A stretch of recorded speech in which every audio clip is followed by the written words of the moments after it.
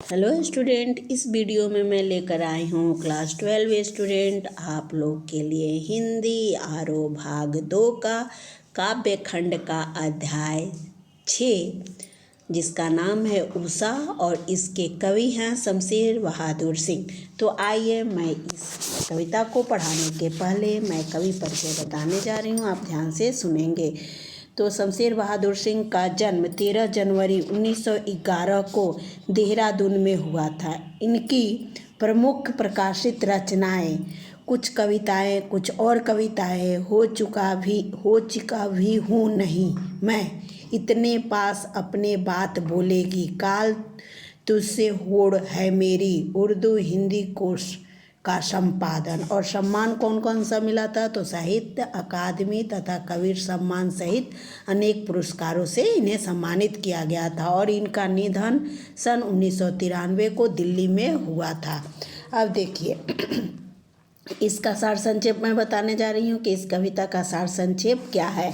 तो हिंदी साहित्य के प्रयोगवादी और प्रगतिवादी से जुड़े नई कविता के कवि शमशेर बहादुर सिंह सूर्योदय से पूर्व पल पल होते परिवर्तनों के केवल मुख्य दृष्टा नहीं हैं, बल्कि भोर की आसमानी गति को धरती की जीवन भरी हलचल से जोड़ने वाला सृष्टा भी हैं। कविता में प्रातःकालीन आकाश में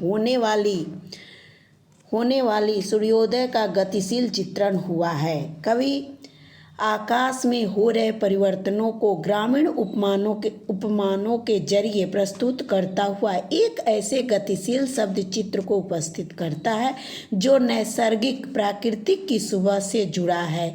गांव की सुबह में राख से लिपा हुआ चौका, काली सील, स्लेट पे खड़िया से लिखते नन्हे बालकों के हाथ, युक्ति और प्रकृति का सम्मोहन वातावरण सभी कुछ क्या है इसमें मौजूद है। और देखिए एक ऐसे दिन की शुरुआत होती है जहाँ रंग है, गति है और भविष्य की उछास में उत्साह है, उजाला है और हर कालिमा को चीर कर आने का एहसास कराती है। कौन? उषा। देखिए जैसे घनी रात के बाद, अंधकार के बाद क्या होता है? अंधकार हमारे निराशा का प्रतीक होता है।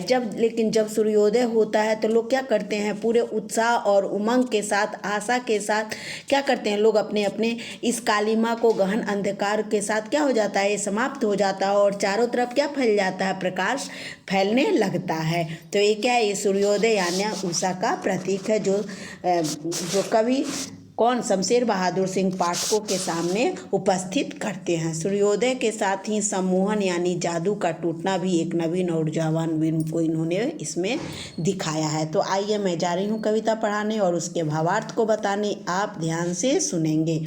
यहाँ देखिए है, प्रातः नभ था बहुत नीला शंख जैसे, भोर का नभ राख से लिपा हुआ चौका अभी गीला पड़ा है, बहुत काली सील जरा से लाल केसर से जैसे धुल गई हो, स्लेट पर या लाल खड़िए चाक मल दी हो किसी ने, नील जल में या किसी की गौर झिलमिल दे जैसे हिल रही हो, और जादू टूटता है इस उषा का, अब सूर्योदय हो रहा है। अब देखिए ये सारे बिंबों का, हर चीज़ों के बिंबों का इन्होंने बिंब का उदाहरण दिया। इसमें बिंब का बहुत ज़्यादा उपमान किए हैं और क्या ग्रामीण परिवेश से। जैसे यहाँ देखिए कह रहे हैं कि प्रातः नभ था नीला शंख जैसे, यानी प्रातःकालीन आकाश का चित्रण करते हुए कवि कहता है कि सूर्योदय से पहले भोर के समय का आसमान कैसा था? तो नीले शंख के जैसे लग रहा था।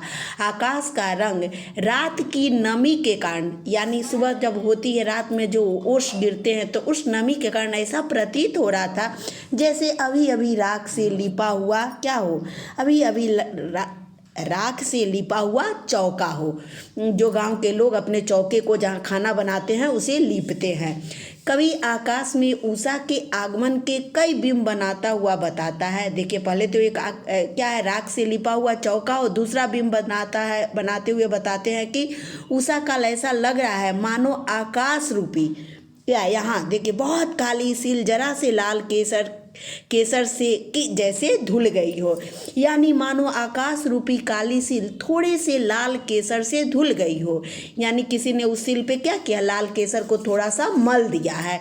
वस्तुतः यह सूर्योदय से पूर्व आकाश में क्या है, फैलती हुई लालिमा युक्त आभा है। जब सूर्योदय के पहले आप लोग देखते हैं तो चारों तरफ हल्का हल्का लाल किरणें क्या होती है, बिंब की तरफ चारों तरफ उसकी आभा बिंब दिखती है, तो ऐसा लगता है बिम है। या अब देखिए तीसरा क्या है, या स्लेट पर लाल खड़िए चाक मल दी हो किसी ने, या किसी बालक ने काली स्लेट पे क्या की हो, थोड़ी सी लाल खड़िया का चाक क्या किया है, मल दी हो। अब यहाँ कवि ने इन सारे बिंबों का क्या किया है, बनाता हुआ बताता है। अब देखिए, नील जल में हो, नील जल में या किसी की गौर झिलमिल दे से जैसे हिल रही हो। अब यहाँ कवि कहता है कि फिर कवि उषा के इस समय के चित्र को स्पष्ट करते हुए कह रहा है कि एक अन्य बिंब या उपमान को प्रस्तावित करते हुए कहता है कि उषा काल के सूर्योदय के समय कैसा प्रतीत हो रहा है, ऐसा प्रतीत हो रहा है कि ऐसा प्रतीत हो रहा है जैसे आकाश रूपी नीले जल में किसी युक्ति ने, युक्ति का यहाँ संकेत कहाँ है कवि का, तो उषा रूपी युक्ति की ओर है, गोरी देह झिलमिलाती हुई दिखाई दे रही हो, किसकी, उषा की। अब युक्ति का यहाँ वर्णन, यहाँ उपमा किससे किया है, युक्ति से। इस वर्णन के पश्चात संभावनाओं से, अब देखिए, और जादू टूटता है इस उषा का, अब सूर्योदय हो रहा है। और जब इस वर्णन के पश्चात संभावनाओं से बाहर निकलता है, यानी जब जादू टूटता है, कवि उषा की इस जादुई परिदृश्य के सम्मोहन के टूटने की बात करता है और बताता है कि इस सजीव, जब वो टूटता है सम्मोहन, तो इस सजीव प्राकृतिक दृश्यों के परिवर्तित होने के पश्चात क्या होता है, प्रकृति में अब क्या होता है, सूर्योदय हो रहा होता है, प्रकृति की परिवेश में सूर्योदय हो रहा होता है। अब यहाँ देखिए, यही था उषा, और इसमें बिंबों के अनेक बिंबों को बनाते हुए कवि ने इसे का वर्णन किया है, जिसमें सारे ग्रामीण परिवेश का वर्णन है।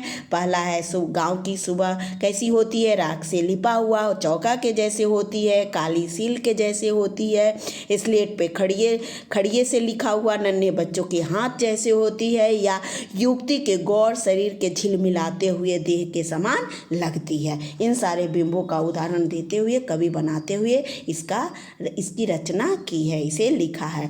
अब देखिए, आसमान राख से लिपे हुए और चौके लाल केसर से धुली हुई काली सील जैसे दिखाई देना, इसमें बिंब में क्या किया है, ग्रामीण स्त्रियों के द्वारा भोजन बनाने के पश्चात क्या होता है, जो चौके की लिपाई करते हैं तथा सील पर केसर पीसने की क्रिया का अभाव से होता है, या काले रंग की ये स्लेट पर लाल खड़िए से मलने का बच्चों के यहाँ वर्णन किया गया है। इन आकाश की दृश्य की तुलना करना दिन की शुरुआत और उजालों को ग्रामीण बालकों के भविष्य से जोड़ती है।